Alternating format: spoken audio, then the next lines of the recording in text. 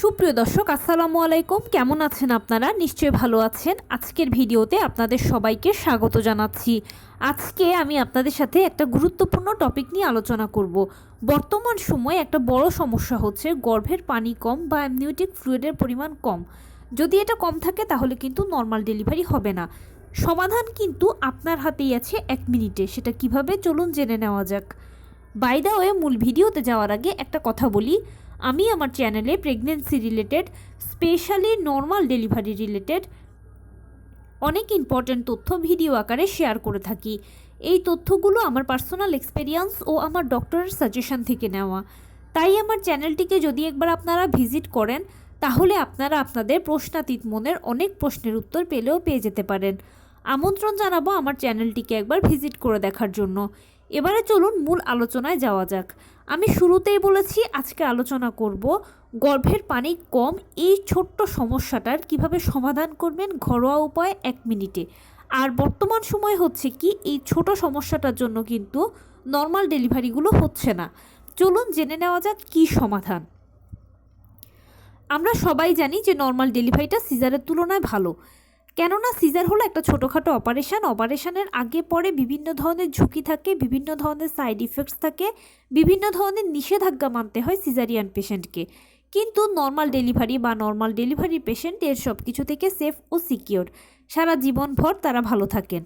Normal ডেলিভারির জন্য কিন্তু কিছু শর্ত পূরণ করে আসতে হবে আপনাকে। যেমন বাচ্চার পজিশন সেফালিক হতে হবে, বাচ্চা সার্বিকভাবে সুস্থ হতে হবে, যেমন তার গলায় নাড়ি পেঁচানো নেই বা গর্ভের ভেতরে সে অসুস্থ নয়, বাচ্চার ওজন 2.5 থেকে 3 কেজি বা 3.5 কেজি হতে হবে, প্লাসেন্টা হতে হবে অ্যান্টেরিয়র, পোস্টেরিয়র বা ফান্ডাল, এবং সেই সাথে আপনার অ্যামনিওটিক ফ্লুইড বা গর্ভের পানি থাকতে হবে 5 থেকে 25 সেন্টিমিটার। এরকম অনেক কমেন্টস আমি প্রতিদিন পাই যে সব কিছু ঠিক আছে, শুধু গর্ভের পানি কম। কারো 7, কারো 8, সপ্তাহ অনুযায়ী ঠিক নেই। এখন এই অবস্থায় কি করণীয় বা কিভাবে এই সমস্যাটা সমাধান করা যাবে? এটার খুব ছোট্ট সমাধান হচ্ছে আপনি নিয়মিত প্রোটিন জাতীয় খাবার বেশি বেশি করে খাবেন, সেই সাথে নিয়ম করে রেস্ট করবেন, এবং যেই খাবারই আপনি খান না কেন সেটা একটু গরম গরম খাবেন। কুসুম গরম খাবারগুলো অ্যামনিওটিক ফ্লুইডকে ধরে রাখতে সহায়তা করে। গর্ভাবস্থায় সবাই কিন্তু সচেতন, বিভিন্ন ধরনের খাবার গ্রহণ করেন, 12 থেকে 14 গ্লাস নিয়মিত পানিও খান, 2টো করে ডিম এবং কুসুম গরম দুধও কিন্তু আপনারা খাচ্ছেন। কিন্তু সব কিছু সত্ত্বেও দেখা যাচ্ছে যে অ্যামনিওটিক ফ্লুইড থাকছে না। দেখুন, অ্যামনিওটিক ফ্লুইডটা কিন্তু মায়ের খাবারের জলীয় অংশ থেকে তৈরি হয়। বাচ্চা যত বড় হয় ততই কিন্তু অ্যামনিওটিক ফ্লুইডের পরিমাণ বাড়তে থাকে বা বাচ্চার সাথে সাথে তার মতো করে অবস্থাটা তৈরি হতে থাকে। কিন্তু কথা হচ্ছে অ্যামনিওটিক ফ্লুইড থাকছে না কেন শরীরে? অ্যামনিওটিক ফ্লুইড না থাকার পেছনে অনেকগুলো কারণ আছে। হরমোনাল কারণগুলো তার জন্য সবচেয়ে বেশি দায়ী।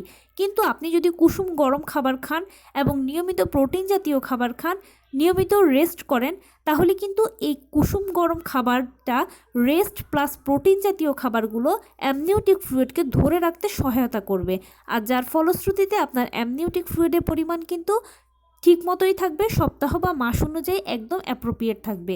এখানে আরেকটা কথা বলে রাখি যে আমরা বলেছি 5 থেকে 25 সেন্টিমিটার প্রয়োজন নর্মাল ডেলিভারির জন্য, কিন্তু আলটিমেটলি ফাইনালি মানে নবম মাসে যদি আপনার অ্যামনিওটিক ফ্লুইডের পরিমাণটা 18, 20 বা 20-এর উপরে যদি থাকে তাহলে একদম অ্যাপ্রোপ্রিয়েট, নর্মাল ডেলিভারিতে আর কোনো বাধাই থাকে না।